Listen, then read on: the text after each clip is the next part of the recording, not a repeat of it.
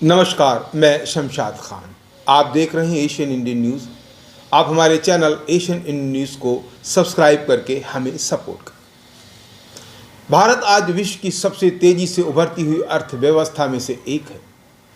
वैश्विक चुनौतियों, महामारी के प्रभाव और भू राजनीतिक अस्थिरता के बावजूद भारत ने न केवल अपनी आर्थिक गति बनाए रखी, बल्कि अनेक क्षेत्रों में उल्लेखनीय प्रगति भी दर्ज कर दी है। ये वृद्धि केवल आंकड़ों का खेल नहीं है, बल्कि उस व्यापक परिवर्तन का संकेत है जो देश के सामाजिक आर्थिक परिदृश्य में हो रहा है। पिछले कुछ वर्षों में सरकार ने जिस प्रकार बुनियादी ढांचे, विनिर्माण, डिजिटल अर्थव्यवस्था, स्टार्टअप, पारिस्थितिकी तंत्र और प्रत्यक्ष विदेशी निवेश यानी एफडीआई को बढ़ावा दिया है, उसका प्रतिफल अब स्पष्ट रूप से दिखाई दे रहा है। Make in India, digital India, startup India जैसी पहलों ने उद्योग जगत में एक नई ऊर्जा का संचार किया है।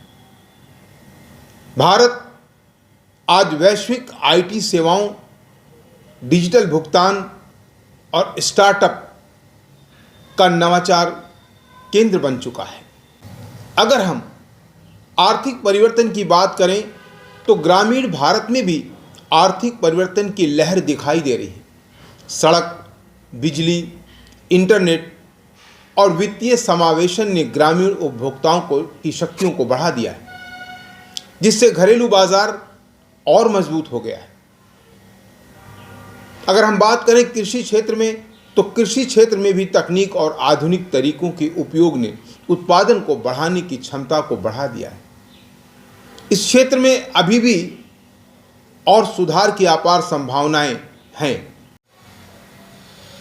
भारत की जनसंख्या संरचना भी इसकी प्रमुख ताकत है।